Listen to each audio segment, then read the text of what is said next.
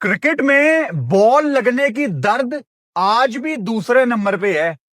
पहले नंबर पे सबसे ज्यादा दर्द होती है जब ऐसा इंपॉर्टेंट बड़ा मैच सेमीफाइनल वन साइडेड हो जाए। साउथ अफ्रीका, इससे अच्छा यार आप ना ही आते सेमीफाइनल में। मेरे ख्याल से टूर्नामेंट में सबसे ज्यादा गंदी कप्तानी अगर किसी ने की है तो उसकी ट्रॉफी आप मार्करम को दे दें। इतनी गलतियां मैं आपके सामने आज ब्रेक डाउन करूंगा साउथ अफ्रीका की। मतलब क्या ये वही साउथ अफ्रीका की टीम थी जो अभी तक इस वर्ल्ड कप में कोई मैच नहीं हारी थी, जिनको रेड हॉट फेवरेट कहा जा रहा था? शायद अगर इंडिया कल क्वालिफाई कर गई तो फिर भी लोग ये बात कर रहे थे कि साउथ अफ्रीका इंडिया को भी दोबारा हरा देगी। लेकिन ये साउथ अफ्रीका की टीम, अगर इनको चोकर्स कहा जाता है तो शायद वो वर्ड इन पे ही सूट करता है। मतलब आपने ओखे सोखे होके स्टर्ब्स और मार्को येंसन की पार्टनरशिप की बदौलत 170 बोर्ड पे लगा दिया। थोड़ा सा आपको मैंने चांस दिया मिड इनिंग्स में कि आपको थोड़ी सी एक फाइट शायद नजर आए। बड़े मैच का प्रेशर होता है, सेमीफाइनल, नॉकआउट। लेकिन जिस तरह की शुरुआत टिम साइफर्ट और फिन एलन ने प्रोवाइड की, इन दोनों पे तो अभी मैं बात करूंगा। मेरा सवाल आपसे यह है, कितने अरसे से आप देख रहे हैं इन दोनों को ओपनिंग करते हुए न्यूजीलैंड से? हो गए हैं ना आपको बहुत ज्यादा महीने, आपको हो गए हैं ना साल देखते हुए कि यही दोनों ओपन करते हैं। और जब ये फेल होते हैं तब भी करते हैं। यार ये टीमें इतनी प्रोफेशनल हैं कि अपने प्लेयर्स को फेल होने के बावजूद ये बैक करती हैं उनकी ओरिजिनल पोजीशन पे। हमने कितनी दफा देखा कि टिम साइफर्ट ऊपर से तेज खेलने के चक्कर में आउट हो जाते हैं, लेकिन उनकी जगह कभी नहीं छेड़ी गई। फिन एलन तेज खेलने के चक्कर में आउट हो जाते हैं, लेकिन इनकी जगह कोई छेड़ता ही नहीं है। यानी आज पावर प्ले के अंदर ही 100 करके न्यूजीलैंड ने यह गेम साइड पे लगा दी थी। और वहां मार्करम ने भी पूरी कोशिश की हुई थी कि वो कुछ क्रिएटिव डिसीजन नहीं करेंगे, वो कुछ आउट ऑफ द बॉक्स नहीं करेंगे। टिपिकल गंदी कप्तानी जो अक्सर हमें क्रिकेट में नजर आती है, आज मार्करम की तरफ से वो थी। हालांकि फिन एलन ने सारे प्लान फेल किए, लेकिन शायद उनको शुरू में रोका जा सकता था। कैसे रोका जा सकता था? पहला ओवर ऑब्वियसली मार्को येंसन ने किया, दूसरा ओवर रबाडा ने किया, तीसरा ओवर मतलब तीसरे एंड पे लुंगी नगीडी आते हैं, फिर कॉर्बिन बॉश आते हैं। एक चीज बिल्कुल क्लियर हो गई थी आपको पावर प्ले के अंदर कि आप कोई भी फास्ट बॉलर ले आओ, कीवी बैटर्स आपको आज चार्ज करेंगे। उनको बॉल फुटबॉल नजर आ रहा है, वो आपके स्लो बॉल को भी पिक कर रहे हैं, वो आपके बैक ऑफ द हैंड को भी पिक कर रहे हैं, वो आपके कटर्स को भी पिक कर रहे हैं। ये पावर प्ले में चीज तय हो गई थी। बल्कि पावर प्ले तो बहुत ज्यादा लेट है, ये शायद पहले 3, 3.5, 4 ओवर्स में चीज तय हो गई थी। साउथ अफ्रीका का 3 ओवर के बाद एक जो वाहिद चांस था गेम में शायद थोड़ा सा वापस आने का, वो ये था कि आप चुप करके ना ये बॉल दे देते महाराज को, क्योंकि महाराज ने काफी दफा इनको कम बैक करवाया है जब इनको मार पड़ती है। लेकिन मैचअप एक ऐसा वर्ड आ गया क्रिकेट में जो कॉमन सेंस कप्तानों की ना खत्म हो गई है। मैं आपको छोटी सी एक एग्जांपल मैकुंची की तरफ से भी देता हूं। न्यूजीलैंड के ऑफ स्पिनर, उन्होंने दूसरे एंड से नई बॉल कराई, मैकुंची, मैकोंकी, जो भी उनकी प्रोनाउंसिएशन है। एक ओवर में वो 2 विकेटें लेते हैं और दोनों विकेटें उनकी लेफ्ट हैंडर के अगेंस्ट थी। एक उन्होंने आउट किया क्विंटन डिकॉक को, फिर उन्होंने आउट किया रिकेल्टन को। उसके बाद मतलब he was on a hattrick, और उसके बाद सेंटनर ने उनको ओवर ही नहीं दिया। क्यों? क्योंकि ऑफ स्पिनर को अब ज्यादातर डाला जाता है खब्बे के आगे। लेकिन ये कौन सा कानून है कि अगर राइट हैंडर आ जाएगा तो ऑफ स्पिनर बॉल नहीं कर सकता? मतलब उसके बाद नीचे डेविड मिलर भी आया, जिसको सेंटनर खुद प्रेफर कर रहे थे बॉल करना, वहां पे भी वो मैकोंकी को नहीं लाए। मतलब क्या सकलैन मुश्ताक दुनिया के अजीम ऑफ स्पिनर रहे हुए हैं, क्या वो राइट हैंडर को आउट नहीं करते थे? क्या वो लेफ्टी को आउट नहीं करते थे? करते थे ना। मुथाया मुरलीधरन नहीं आउट करते थे ना।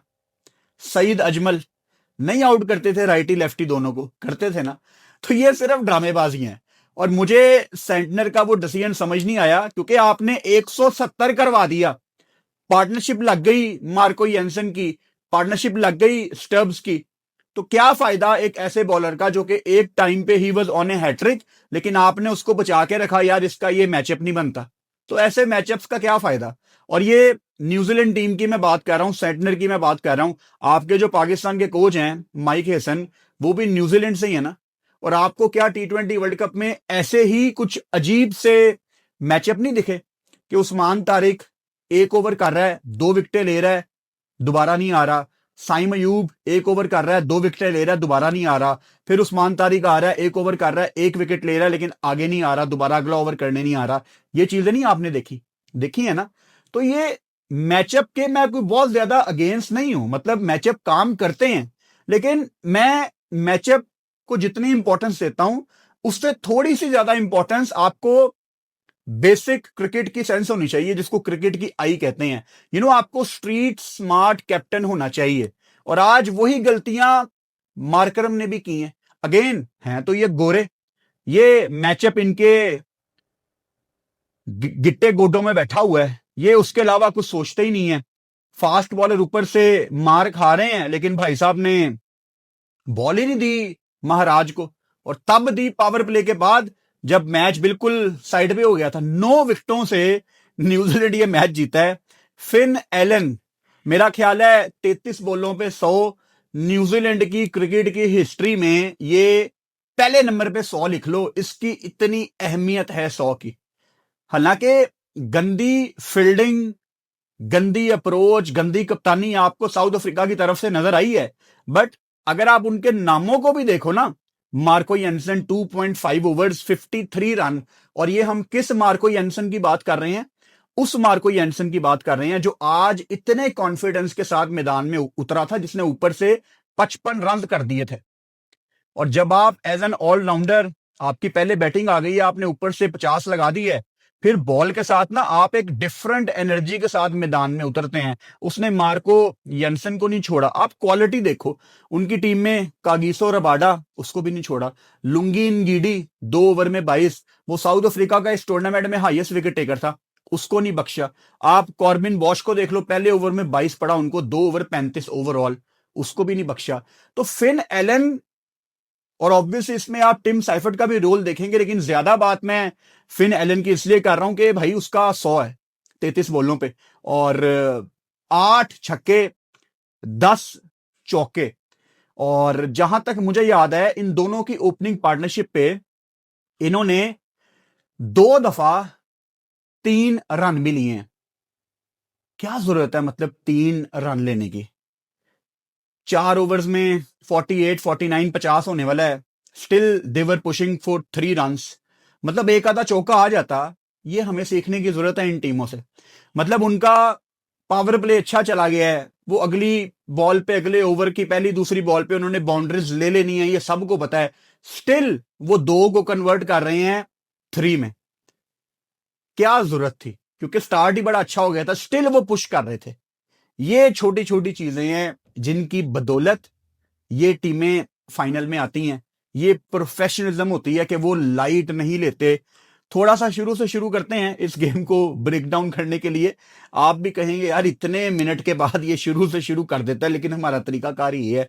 अच्छा, इस विकेट पे न्यूजीलैंड ने टॉस जीतकर पहले बॉलिंग का फैसला किया था, जो कि हर लिहाज से ठीक फैसला था। आज अगर न्यूजीलैंड ये गेम हार भी जाती ना, फिर भी ये ठीक फैसला था, क्योंकि कलकत्ता एक साइड की बाउंड्री बहुत ही छोटी है, दूसरी साइड की थोड़ी मीडियम साइज है, बहुत बड़ी ग्राउंड नहीं है कलकत्ता की। और यहां पे जल्दी सनसेट होता है, जिसका जिसका मतलब है कि ड्यू बहुत जल्दी आती है।